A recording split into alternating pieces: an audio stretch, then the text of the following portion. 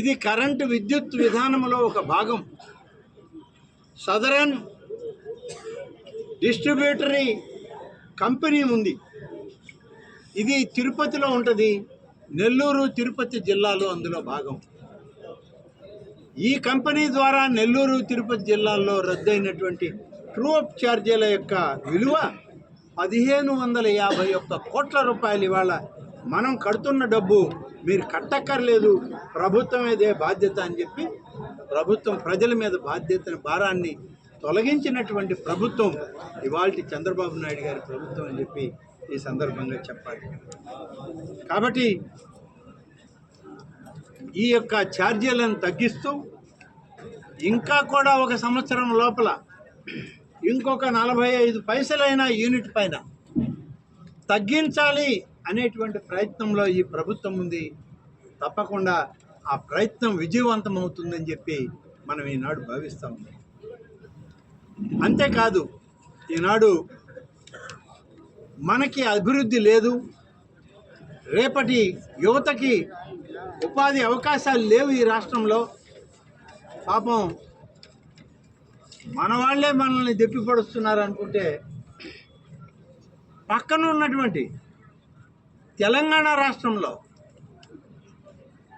మొన్నటి వరకు ఈ రాష్ట్రం విడిపోయే వరకు చంద్రబాబు నాయుడు దగ్గర ఆయన మంత్రివర్గంలో పనిచేసి ఆయన దగ్గర శాసనసభ్యుడిగా మెలిగిన ఒక మహా నాయకుడు రాష్ట్ర పార్టీని, జాతీయ పార్టీని పెట్టుకున్నటువంటి నాయకుడు ఇటీవల ఏం చేశాడు చంద్రబాబు నాయుడు? ఆంధ్రప్రదేశ్లో 4 హోటళ్లలో సర్వర్లని, 4 ఆఫీసుల్లో అటెండర్లని తయారు చేశాడని ఎగతాళి చేశాడు. ఇవాళ నేను ఆ పెద్ద మనిషికి మొన్నే చెప్పా, మళ్ళీ చెప్పాలి. నువ్వు గుర్తిస్తే ఎంత, గుర్తించకపోతే ఎంత?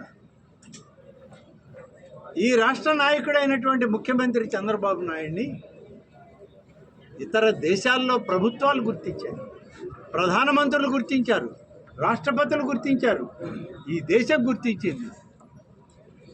ఆయన ఒక రాజనీతిజ్ఞుడని, పరిపాలనా దక్షుడని, పరిపాలన అందించడంలో మరి సుపరిపాలనలో రామరాజ్యాన్ని తీసుకురాబోయేటువంటి వ్యక్తి అని ఇవాళ ప్రజలు నమ్మారు, విశ్వసించారు. నువ్వెంతయ్యా వాళ్ళ మధ్య? నువ్వు కనీసం చిన్న గాలికి తేలిపోయేటువంటి ఒక చిన్న పురుగు. నువ్వు కూడా మాట్లాడతావా చంద్రబాబు గురించి? కనీసం విజ్ఞత లేదు నీకు. ఒక రాష్ట్ర ముఖ్యమంత్రి, నీ రాష్ట్రం కాదు, పక్క రాష్ట్ర ముఖ్యమంత్రి, ఒక జాతీయ పార్టీ నాయకుడిని అంత ఎగతాళిపరంగా మాట్లాడడానికి నువ్వు ఎక్కడ, ఏ విధంగా రాజకీయాల్లోకి వచ్చావు? ఎవరి ద్వారా వచ్చావు? ఎవరి వల్ల ఈరోజు రాజకీయంగా పైకి వచ్చావు? ఒకసారి నీ చరిత్ర చదువుకో, నీ చరిత్ర చూసుకో. తెలుగుదేశం పార్టీ, స్వర్గీయ ఎన్టీ రామారావు, ఇవాళ చంద్రబాబు నాయుడు నిన్ను ఏ విధంగా తమ స్నేహహస్తం అందించి ఇవాళ నీకు ఒక ఉన్నత స్థాయి కల్పించారు. ఒకసారి గుర్తుపెట్టు. నీకు ఆ విజ్ఞత లేదు.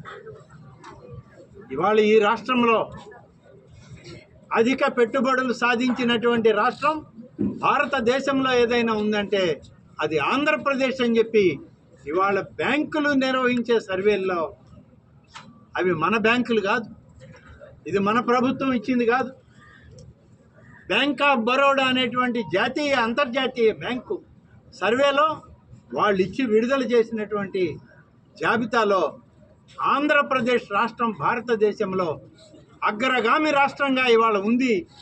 25.3% పెట్టుబడులు ఆకర్షించింది ఈ ప్రభుత్వం అని చెప్పి బ్యాంకుల్లో వాళ్ళు చెప్తూ ఉంటే అది కూడా నేను నమ్మనంటే నీ కర్మది.